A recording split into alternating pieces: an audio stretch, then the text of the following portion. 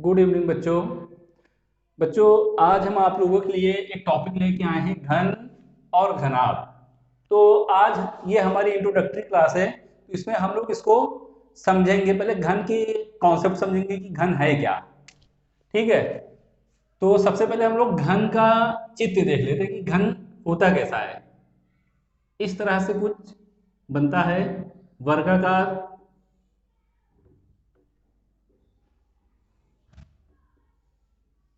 ये हमारा घन बन गया।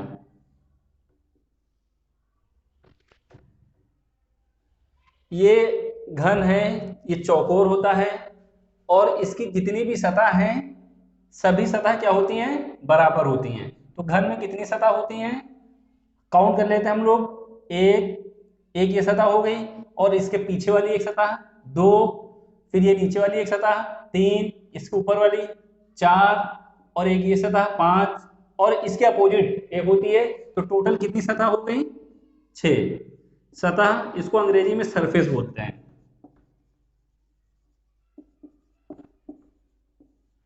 तो घन को अच्छे से समझने के लिए हम एक एग्जांपल ले सकते हैं, पासा यानी डाइस। डाइस से एग्जांपल ले सकते हैं, या एक पजल आता है, पहली बॉक्स आता है, उसको हम लोग देख सकते हैं। तो और सबसे अच्छा एग्जांपल हम लोग ले सकते हैं अपने रूम का।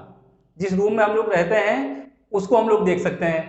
तो रूम में एक ऊपर छत होती है, वो एक सतह हो गई, नीचे फर्श होती है, वो सतह हो गई, फिर चारों दीवारें हो गई। तो ऊपर और नीचे की सतह और चारों दीवारें, कुल मिला के कितनी सतह हो गई, छह।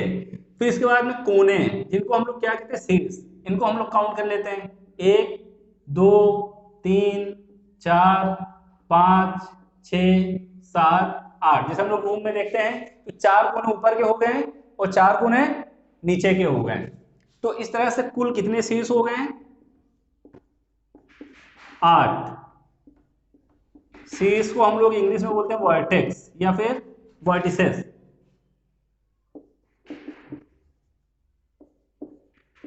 आठ कोने होते हैं। इसके बाद में हम लोग देखेंगे कोर यानी भुजा।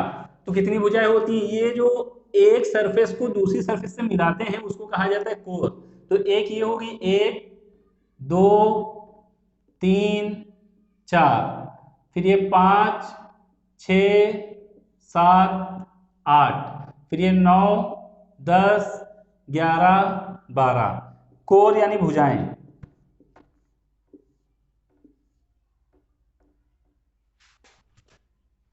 यानी साइड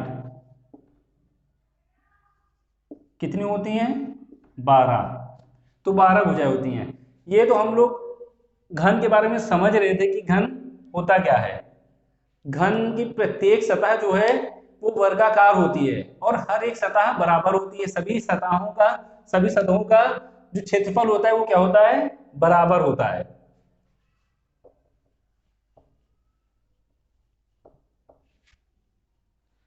अब हम लोग समझेंगे घन का आयतन।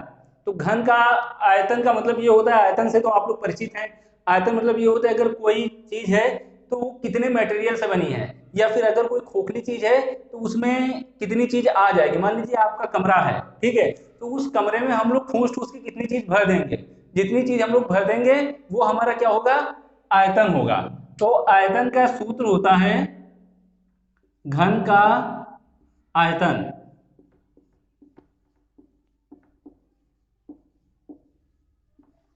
यानी वॉल्यूम।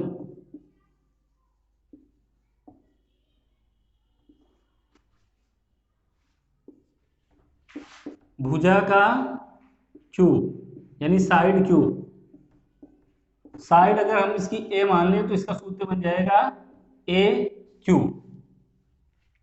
ये तो हमने आयतन समझा। अब देखते हैं क्षेत्रफल। क्षेत्रफल दो तरह का होता है।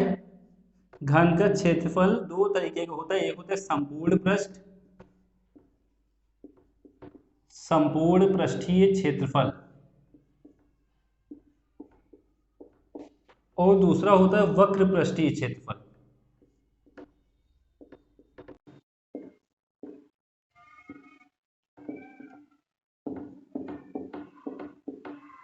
संपूर्ण पृष्ठीय क्षेत्रफल का मतलब यह है कि जितनी भी इसकी सतह हैं सभी सतहों का क्षेत्रफल।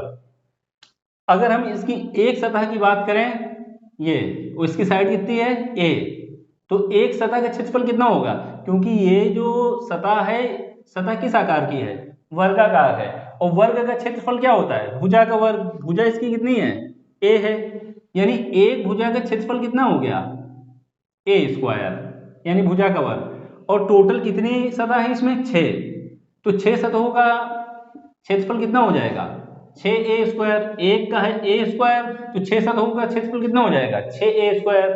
तो इसका संपूर्ण पृष्ठीय क्षेत्रफल कितना आ जाएगा, 6a स्क्वायर।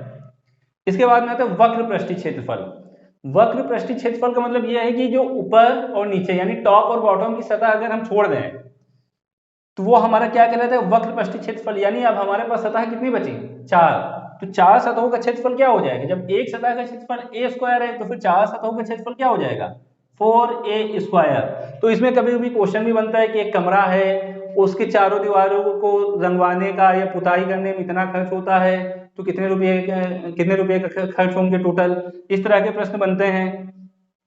तो इसके लिए जब चारों दीवारों की बात आती है तो वहां पे हम लोग ये फार्मूला अप्लाई करेंगे, 4a स्क्वायर, यानी वक्र पृष्ठीय क्षेत्रफल। ये क्या है, चारों दीवारों का क्षेत्रफल का भी यही सूत्र बनता है। तो ये हम लोगों ने क्या देखा, घन देखा। अब बच्चों अगली क्लास में हम लोग थोड़ा घनाभ के बारे में सीखेंगे, उसके बाद में फिर इनसे संबंधित हम लोग प्रश्नों को देखेंगे, अभ्यास प्रश्न देखेंगे। बच्चों हमारी क्लास देखने के लिए बहुत बहुत धन्यवाद। अब हम लोग अगली क्लास में मिलेंगे जिसमें हम लोग क्या देखेंगे, घनाभ देखेंगे।